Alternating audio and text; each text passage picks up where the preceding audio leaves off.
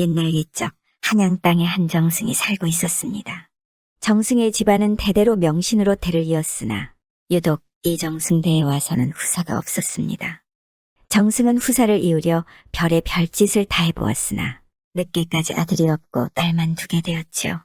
그러던 어느 날 명나라의 황제가 노인하고 닭이 그려진 그림을 우리나라 임금에게 보내면서 노인의 나이를 맞추어 보라 했습니다.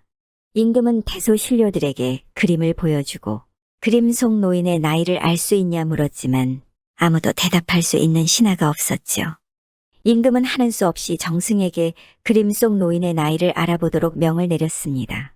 명을 받은 정승은 덕망 높고 학식 있다는 관료들과 학자들을 찾아다녔지만 아무도 그 답을 알 수가 없었습니다. 그래 하루는 어딜 가다 비가 와서 디딜방아 찢는 데 가서 비를 피하고 있는데 디딜방아 찢던 부인이 아이와 나누는 대화를 들었습니다. 아무개야, 아무개야. 왜 그래요? 그 방에 있는 빗자루 좀 가지고 오너라. 어머니 개를 부르세요. 그래 어머니가 워리워리 하며 개를 부르니 개가 빗자루를 물고 오는 게 아니겠습니까? 그 모습을 본 정승이 아이를 보며 말했지요. 참 영특한 놈이구나. 그래, 내 나이가 몇 살이냐? 올해 9이옵니다. 정승이 대답하는 아이의 얼굴을 가만 보니 참으로 재기가 넘치고 씩씩해 보였지요. 그래 혹시나 하는 마음에 정승은 아이에게 중국에서 온 그림을 보이며 물었습니다. 너 이 그림 속 노인의 나이를 알겠느냐? 정승의 물음에 아이는 그림을 힐끗 보고는 81살이지요. 어째서 81살이냐? 닭을 부를 때 구구하니까 구구는 80일이니까 81살이지요. 아이의 대답을 들은 정승은 무릎을 탁 치며 놀랐습니다. 그래 그 길로 그 사실을 임금에게 아뢰었더니 임금도 참으로 신통하다며 아이에게 많은 상을 내렸습니다. 임금의 명을 잘 수행한 정승은 그 아이를 양자로 드리고 싶었지요. 그래 여러 달 동안 아이의 부모에게 사정하고 설득하여 마침내 양자로 드릴 수 있었습니다. 그런데 막상 양자로 드려보니 이 녀석이 하라는 공부는 하지 않고 장난질만 좋아하였지요. 참다 하도 장난이 심하여 화가 난 정승은 하인에게 아이를 도로 생가에 데려다 주라고 일렀습니다. 아이를 데리고 생가로 가던 하인이 도련님을 매우 딱하게 생각하여 말했죠. 도련님은 어찌 그리 지각이 없으시오? 글만 열심히 읽으면 그 집 재산이 모두 도련님 것이며 이 다음에 높이 될 텐데 장난만 치다가 쫓겨나 그 복을 스스로 차버린단 말이오? 이 사람아 지각 없긴 누가 지각이 없어. 내가 글을 몰라 읽지 않는 줄 아나? 만약 글 읽는데 정신을 들이면 서고에 쌓인 책을 모두 읽으라 할 것 아닌가? 그렇게 되면 글 읽다 한 세월 다 보내고 머리가 희어질 것이며 그까짓 재산과 벼슬이야 스스로 타고난 것이 있는데 윗대에 찌꺼기를 바란단 말인가? 하인이 아이를 원래 살던 집에 데려다 주고 돌아오자 정승은 도련님이 무슨 말을 안 터냐고 물었습니다. 그래 하인이 도련과 나눈 이야기를 정승에게 있는 그대로 말해주었더니 정승이 웃으며 말했습니다.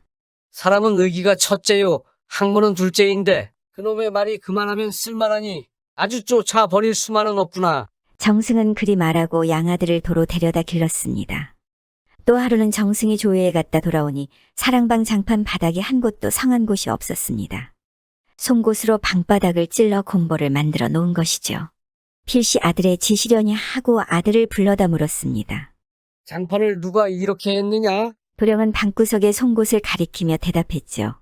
벼룩을 송곳으로 잡으려다 제가 그랬습니다. 그런데 잘 잡히지 않더이다. 도령의 말에 화가 난 정승은 아들이 어떻게 하면 장난을 하지 않을까 생각하다 꾀를 내었습니다. 다음 날 아침 정승은 입궐하면서 아들이 장난을 하지 못하도록 하기 위하여 팥 한 자루를 아들에게 주면서 말했지요. 이 팥이 몇 개나 되는지 내가 오기 전까지 세워 놓아라. 만약 어길 경우에는 엄히 꾸중할 것이니라. 정승은 그리 이르고 집을 나섰습니다. 그러나 도령은 팥을 만져보려고도 하지 않고 놀기에만 열중하였지요. 그 모습을 지켜보던 하인들이 하도 답답하여 말했습니다. 아이고 도련님, 팥은 세지 않고 놀기만 하시다가 대감님 돌아오시면 어쩌려고 그러십니까? 꾸중을 들어도 내가 들을 텐데 왜 너희들이 몸이 달아 야단이냐? 도령은 하인들의 만류에도 집안이 떠들썩하도록 장난을 치며 돌아다니기만 했지요. 그러다 저녁 때가 되자 도령은 하인들을 불러 모아서 저울을 가져오라고 이르고는 말했습니다. 내가 팥을 세지 않는다고 너희들이 걱정하니 너희들은 한 사람 앞에 100개씩만 정확하게 세어놓아라. 도령은 하인들이 100개씩 세어놓은 팥을 저울에 달아보고 그 다음 한 자루에 팥을 함께 달아서 순식간에 팥을 모두 얼마인지 계산해보고는 다시 밖으로 나가 놀았습니다. 정승이 돌아와 아들을 찾으니 도령은 씩씩하게 나섰지요. 그래, 팥이 몇 개이더냐? 13,982개이옵니다. 내가 어느 틈에 그 수요를 다 세웠느냐? 혹시 거짓말하는 것이 아니냐? 그러자 도령은 미소를 지으며 자기가 팥에 하나도 손대지 않고 숫자를 센 것을 자랑삼아 말하였습니다. 일국을 흔드는 재상도 아들의 지혜에는 할 말이 없었죠. 그리고 세월이 흘러 아이는 장성을 하였습니다. 대대로 정승을 셋이나 배출한 집안에 손이 귀에 양자를 하나 들였는데 글 공부는 도통하지 않으니 정승은 걱정이 많았습니다. 그러던 중 명나라 사신이 우리나라에 왔습니다.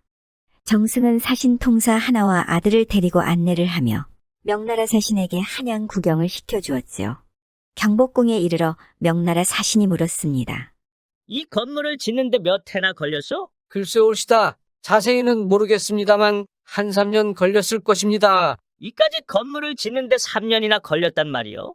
우리 명나라에선 이런 건물은 1년이면 지을 텐데. 정승은 사신의 말에 언짢았지만 겉으로 내색할 수가 없었죠. 그러더니 창덕궁 앞에 가서는 사신이 또 물었습니다. 이 대궐은 무슨 궁궐이오? 창덕궁이라 하오. 창덕궁이라? 이건 또 짓는데 몇 해나 걸렸어? 글쎄요, 한 2년 정도 걸렸을까요? 우리 명나라에선 반년이면 족할 텐데. 이윽고 명나라 사신은 숭례문에 도착했습니다. 이건 무슨 건물이오? 명나라 사신이 묻자 정승의 아들이 비위가 상했는지 나서서 말했습니다. 글쎄 옳시다. 어제 아침에도 분명 없었는데. 같이 있던 일행들이 모두 뒤 돌아 웃었죠. 정승도 통쾌하긴 하였지만 한편으로 걱정이었습니다. 총명하고 저리 재기가 있는데 글 공부는 멀리하니 말입니다. 집으로 돌아오는 길에 정승은 아들을 서둘러 장가 보내야겠다는 마음을 먹었습니다. 이왕이면 저리 천방지 죽인 아들을 누르고 살 수 있는 며느리를 얻자고 마음먹은 것이죠. 때마침 생각난 것이 이웃에 사는 김정승의 딸이었지요. 김정승의 딸은 미색이 출중하고 혼기가 찼으나 성격이 억세기로 소문나 어느 누가 며느리로 들이기는 꺼리는 상황이었지요.